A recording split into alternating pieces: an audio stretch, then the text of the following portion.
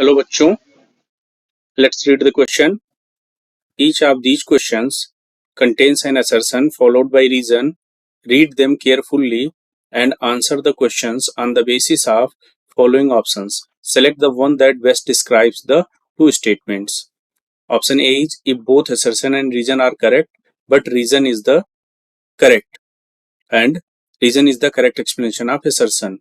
Option B is if both assertion and reason are correct, but reason is not the correct explanation of assertion. Option C is if assertion is correct but reason is incorrect. Option D is if assertion is incorrect but reason is correct. Assertion statement is in the following the coordinates of point A and B are 3, 0 and 0, 2.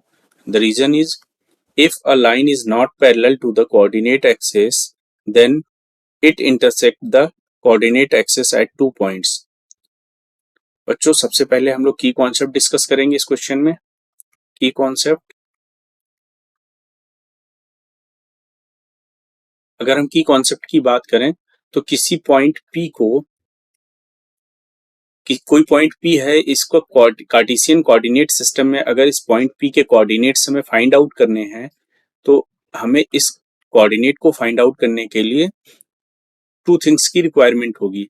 Suppose करो हमने एक Cartesian coordinate system draw किया. ये suppose करो हमारा कई Cartesian coordinate system x x dash x axis हो गया ये हमारा, और ये हमारा वाई एक्सिस हो गया वाई वाई डैश. तो अगर इस कार्टेशियन कोऑर्डिनेट सिस्टम में कोई पॉइंट P है तो इसके कोऑर्डिनेट्स अगर हमें फाइंड आउट करना है, सपोज करो इसके कोऑर्डिनेट्स x, y है, तो हमें इन दो चीजों की रिक्वायरमेंट होगी, जिसमें x जो होगा इसको बोलेंगे एब्सिसा या फिर इसी को हम कहते हैं x कोऑर्डिनेट. इसी तरह अगर y की बात करें तो इसको हम कहते हैं ऑर्डिनेट या फिर इसी को हम बोलते हैं y कोऑर्डिनेट. दैट मीन्स हमें किसी पॉइंट P के कोऑर्डिनेट्स फाइंड आउट करने के लिए एब्सिसा और ऑर्डिनेट की रिक्वायरमेंट होती है. अगर यहाँ हम देखें तो जो एब्सिसा की बात करें तो एब्सिसा जो होती है that is distance of point from y axis. इस पॉइंट P की y एक्सिस से जो डिस्टेंस होगी उसको हम एब्सिसा बोलेंगे. That means this length is abscissa that is x. Similarly अगर हम बात करें तो ये जो लेंथ है ये y है. The distance of point from x axis is called ordinate. यानी अगर एब्सिसा ऑर्डिनेट मिल जाए तो हम उस पॉइंट P के कोऑर्डिनेट्स फाइंड आउट कर सकते हैं. ये कॉन्सेप्ट हम इस क्वेश्चन में अप्लाई करेंगे.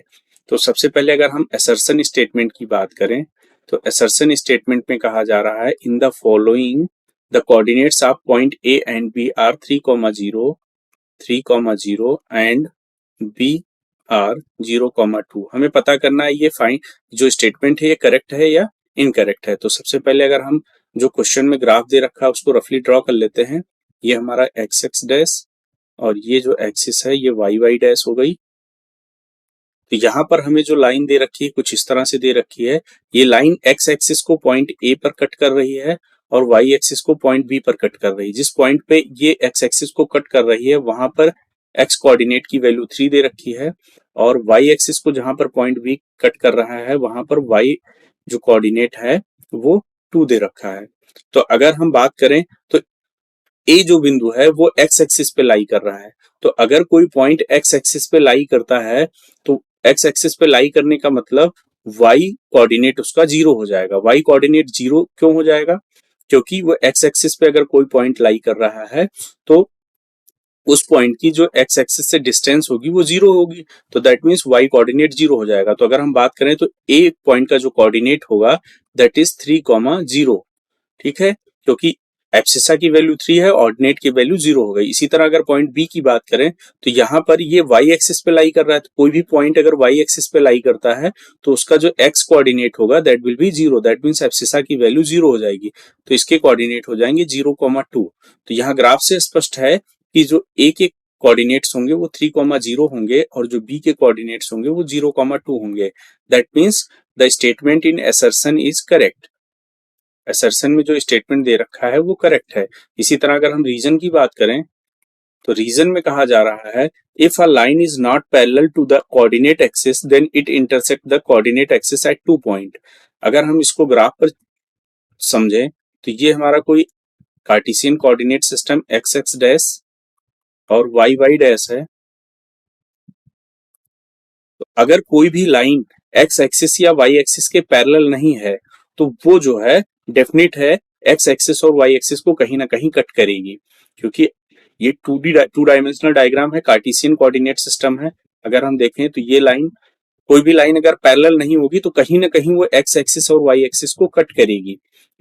अगर हम चेक करें तो हर क्वाड्रेंट में हम देखें तो कहीं ना कहीं लाइन किसी ना किसी पॉइंट पर वो कट करेगी, कहीं ना कहीं अगर एक्स एक्सिस को आगे बढ़ाएंगे तो कट करेगी। दैट मीन्स ये जो स्टेटमेंट दे रखा है, if a line is not parallel to the coordinate axis then it intersect the coordinate axis at 2 point is correct, ये करेक्ट है।